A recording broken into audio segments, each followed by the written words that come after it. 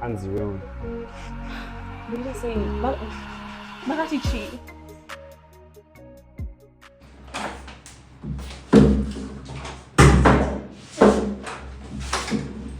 Hey. Kana nayo kwanompindela ugeza.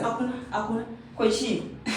Msitenge msukuzi amashoka indoti nondudzo zvamukataura family meeting pane vanhu vese poti ana mama poti vanhu vese mutaura mashoka mukataura makama uno do you know me zvekudaro imi zvekuti munofambisa rumasi yakadaro pana ana mama At least wanditanga because ndandataura. Ndakufanisa ivo. unokuda kutoti kudaitwa sei ya 2 weeks for zvinhu zvauri kuita wazvinzwa ya 2 weeks for zvinhu zvauri kuita wazvinzwa ndokuuraya wazvinzwa ndokuuraya next time yaunonzwa pachitaurwa nezvangu wazvinzwa next time yaunonzwa pachitaurwa nezvangu suduruka wazvinzwa pachitaurwa sorry ausarongotangorwetangorwendrove ukanzwa pachitaurwa nezvangu ya 2 weeks for that wazvinzwa ya 2 weeks Saka ndodi.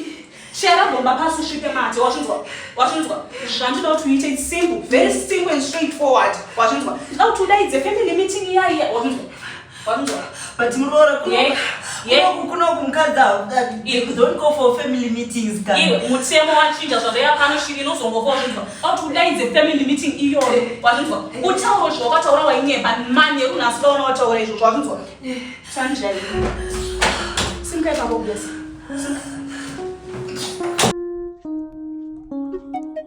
Bangin Dennis.